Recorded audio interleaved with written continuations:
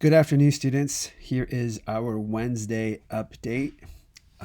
Once again, I want to mention that I'm pinning these announcements, these updates as announcements at the top of our page. If you go to our update section in all our classes, you will see that they have a place for you to like.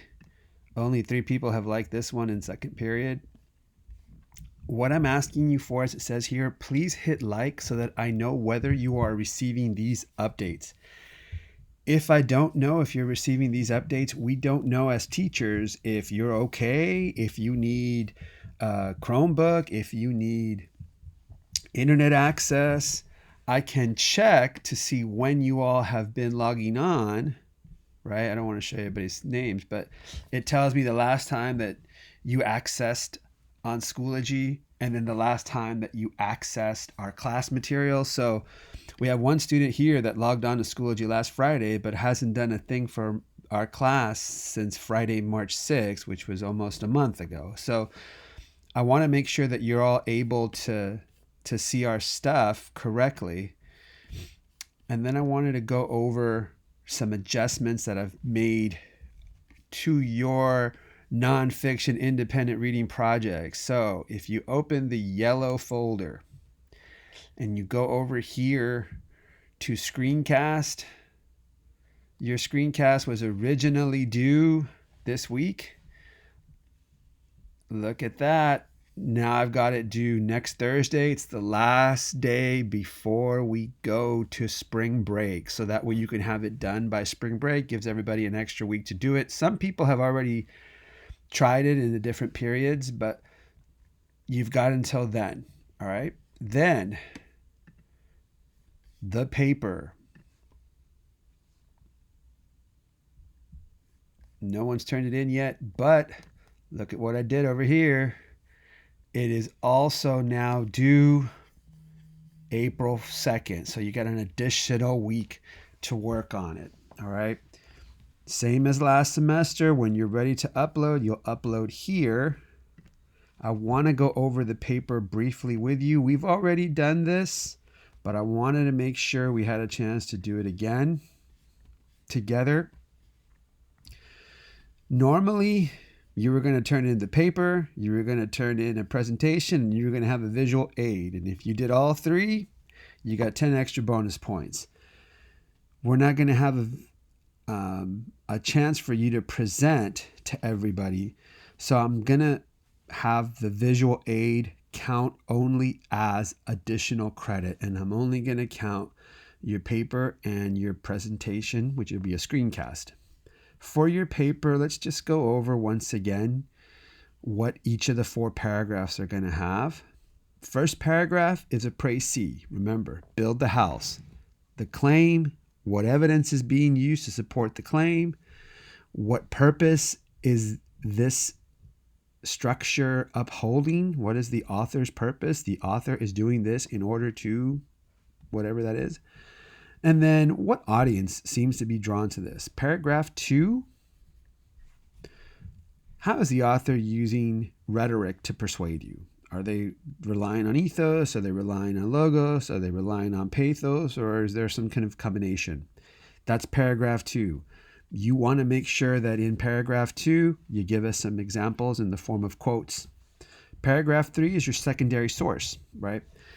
How does a secondary source that's news-based, that's current, what is it that currently is relating to the concept that your author is focusing on? What problems and solutions, what conflicts that your author and your text are about does this article coincide with or not coincide with? And then number 4,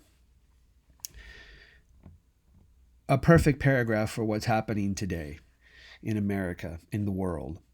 How does your text, or better said, what comment does your text make about America? There is no section in any of the books that says this is the comment on America. Instead, you having read the book and knowing what it's about, you can probably get a good idea of what this author thinks is a major problem that's happening today. Like, for example, if you were doing the text When Technology Fails, which is a survival manual, all of us should read that book. And every day that we're in this crisis, that book becomes more and more relevant. I have it on my bookshelf here, and I've already looked through it a few times since this whole thing began. Essentially, that book doesn't say that the majority of people in America aren't prepared for a disaster. It doesn't say it directly. But if you take a look at all the things that they're helping you think about and prepare for, it becomes apparent that the author really thinks that more people in America should be prepared in case of an emergency, right? In short, that's the book.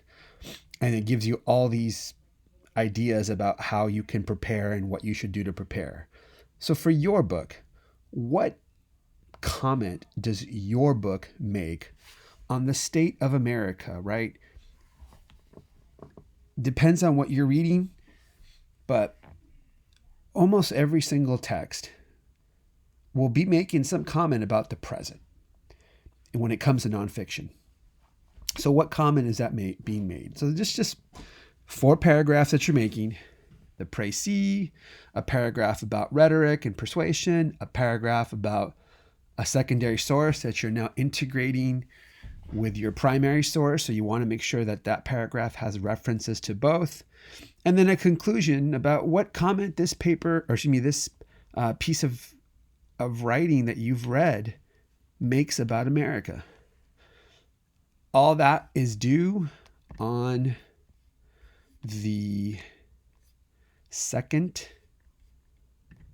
as you can see here, the 2nd of April. So it gives you another week. If you have any questions, please let me know. I want to point out that several of you haven't been turning stuff in.